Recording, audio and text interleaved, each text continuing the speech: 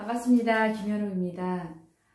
지난 영상에서 야곱이 외삼촌 라반의 집에 무사히 도착하고 또 그곳에서 처음 만난 라헬에 대한 사랑 때문에 라헬을 위해서 라반에게 7년간 정말 수일과 같은 봉사를 기쁘게 감당했던 야곱의 이야기.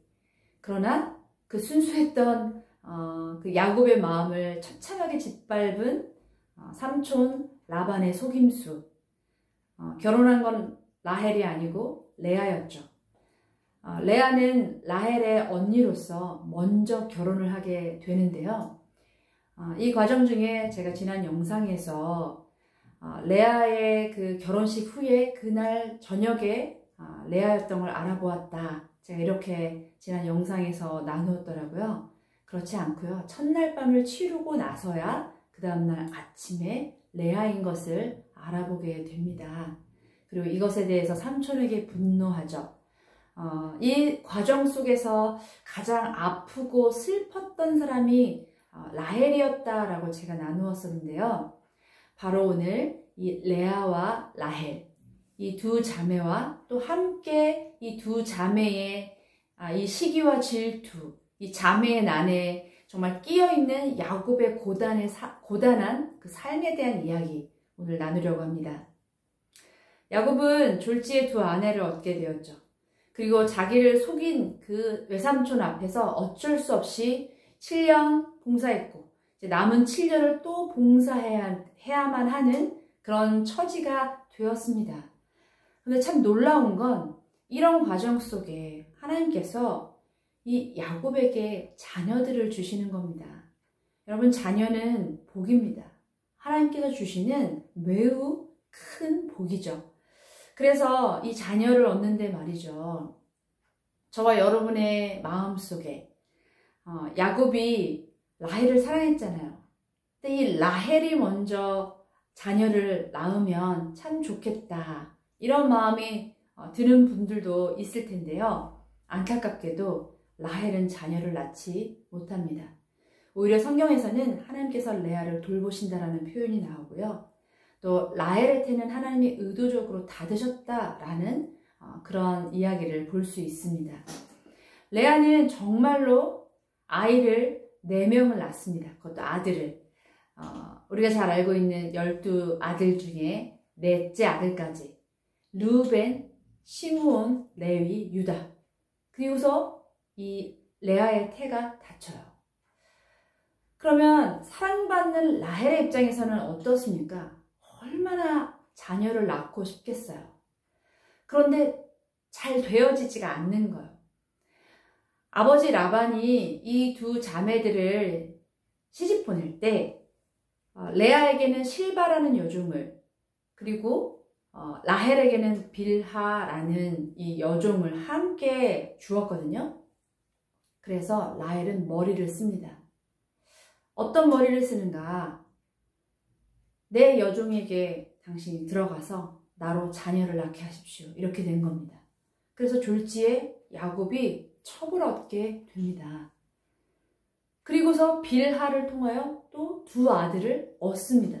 그 또 이 모습을 본 레아가 너무 화가 나고 질투가 나는 거죠. 그래서 또 어떻게 합니까? 자신의 여종 실바를 재밌습니다만 야곱에게 또 줍니다. 들어가라. 내 여종으로 자녀를 낳게 하라. 똑같습니다. 그래서 또 실바를 통하여서 두 아들을 얻게 되고요. 이런 과정 속에 벌써 자녀가 10명이 태어났잖아요. 그러면 야곱의 삶이 행복할까요? 지금 삼촌 집에서 떵떵거리며 삼촌의 아들처럼 살고 있는 게 아니거든요. 거의 종과 같은 삶을 살고 있다라는 겁니다. 그런데 그의 고단한 삶 속에 이 두 아내이면서 또 자매인 이들의 이 싸움에 야곱이 완전히 껴있는 거예요. 거의 정말 고래 싸움에 새우등 터지기 일보 직전입니다. 야곱의 삶이 매우 고단한 것이죠. 그래서 이런 과정 속에 또 레아가 하나님께 또 간구하죠. 그런데 하나님께서 또다시 레아의 태를 여셔서 두 아들을 또 허락하십니다. 심지어 딸도 허락하시죠. 그리고 나니까 어떻게 되는 것입니까? 제가 조금 전에 10명이라고 아들 10명을 낳았다고 말을 했네요. 10명이 아니라 8명이 된 거죠. 나머지 2명은 라헬이 낳을 테니까요. 아무튼 이 과정까지 어떻게 되는 겁니까? 계속 이 자녀들을 낳기 위한 이 두 여인의 싸움, 뭐 여종들 말할 것도 없고 이 여주인의 싸움에 같이 끼어들어 있는 형국인 것이죠. 그리고 아주 오랜 시간이 지나서야 하나님께서 라헬을 권고하셔서 또 두 아들을 낳게 하시는데 그 두 아들의 이름이 바로 요셉과 베냐민입니다. 물론 라헬은 베냐민을 낳다가 죽죠. 제가 왜 이야기를 하는 줄 아시나요? 야곱의 삶이 매우 험악했다라는 겁니다. 특별히 야곱이 나중에 애굽 땅으로 가게 되잖아요. 근데 애굽 땅에 갔을 때 바로 왕 앞에서 뭐라고 말을 하냐면, 그때 나이 140이 넘었을 텐데, 내 삶이 아주 험악하였다. 나의 산 세월이 험악하였다. 이런 표현을 하거든요. 이 무엇이 험악했다라는 겁니까? 그가 정말로 자신의 싱글의 삶일 때는 그 형의 것을 빼앗기 위하여 험악한 세월을 보냈고, 또 그것 때문에 이 삼촌 집에 도망 와서는 이 두 아내의 등살에 아주 그냥 자녀를 낳기 위한 그 수고로움, 더군다나 제가 조금 전에도 말씀드렸다시피 정말로 널널하게 놀면서 사는 삶이 아니잖아요. 타지에서 종과 같은 삶을 살면서 두 아내, 거기다가 두 첩을 두고 이 4명의 아내의 이것의 모든 수고를 정말로 이 야곱이 감당하느라 험악했다라는 겁니다. 그리고 또 다시 어떻게 됩니까? 돌아가야 되잖아요. 돌아가는 과정도 또 험악했고, 아무튼 아직 야곱의 삶에는 험악한 과정이 좀 남아있는데요. 아내 많은 삶이 그렇게 녹록하지 않다라는 것을 야곱은 우리에게 말해주고 있습니다. 오늘 이야기의 끝인데요. 야곱이 4명의 아내를 통하여서 자녀 12를 얻게 되는 이 과정, 딸까지 하면 13명이죠. 홀로 그 땅을 들어와서 4명의 아내와 12아들을 얻게 되는 이 야곱의 이야기.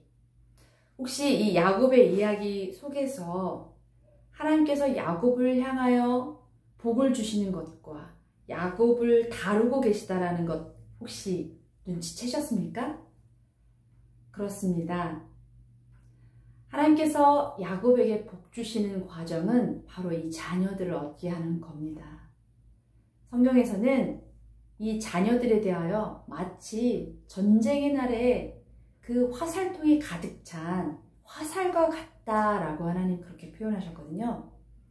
그런데 야곱, 홀로 삶을 살았던 그에게 12명의 아들과 또 1명의 그 귀한 딸을 얻게 하셨다라는 것은 분명히 하나님의 복입니다. 그러나 하나님이 지금 야곱을 어떻게 다루고 계신가요?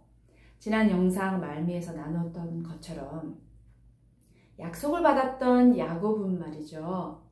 그 자신 안에 있는 속임수와 술수, 자신의 연약함대로 행동하려고 하는 그 고집스러운 것, 그 하나님께서 다루시거든요. 그것을 깎으시고 무뎌지게 만드실 그런 것이다라는 겁니다. 바로 야곱이 자녀를 얻게 되고 그가 풍성하게 되는 것은 분명히 하나님의 복이 맞습니다만, 늘 사람들을 속였고 형을 속였고 아버지를 속였던 이 야곱의 삶에 이 두 아내의 요구, 이 두 아내가 원하는 대로 그들의 삶을 살아야 되는 야곱의 삶, 그리고 거기에 불공정 계약을 한 삼촌과의 관계 속에서, 또 삼촌은 진정한 갑이죠. 야곱이 살고 있는 그곳에서 야곱은 을일 수밖에 없고 두 아내에게도 을이고, 을도 아닌가요? 한 갑을 병정에 한 정쯤 될까요? 갑인 외삼촌 밑에 또 그나마 을인 두 아내의 밑에 그렇게 아주 고단한 삶을 살아가는 야곱의 삶, 그것이 바로 하나님께서 야곱을 다루고 계십니다. 그렇게 야곱은 그 땅에서 14년 두 아내를 위한 봉사, 그리고 플러스 6년을 더 보내게 되는데요. 다음 영상에서는 남은 그 6년의 시간을 채우고 가나안 땅으로 돌아오는 과정에 대한 이야기를 나눌 건데요. 그렇다면 오늘 이야기 통하여 하나님께서 이 야곱에게 복 주신 것, 야곱을 다루시는 것 나누었는데, 이것이 오늘날을 살아가는 우리와 무슨 관계가 있을까요? 그것은 여전히 우리도 우리의 생각과 우리의 뜻대로 이 삶을 살아가고자 할 때 하나님은 우리와 함께 하심으로 복을 주시는 게 맞아요.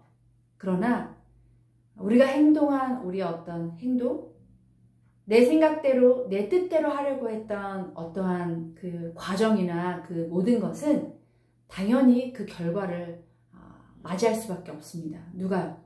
그것을 행동한 저와 여러분이 각자 그 대상이 되겠죠. 당사자가 되겠죠.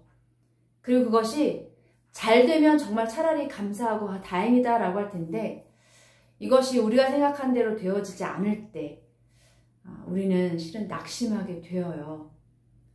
여러분, 조금만 더 살펴주셨으면 좋겠습니다. 내가 지금 살아가고 있는 삶, 내가 누군가와 관계하고 있는 이 관계 속에서 내가 과연 어떻게 이 사람과 행동하고 내가 해야 되지?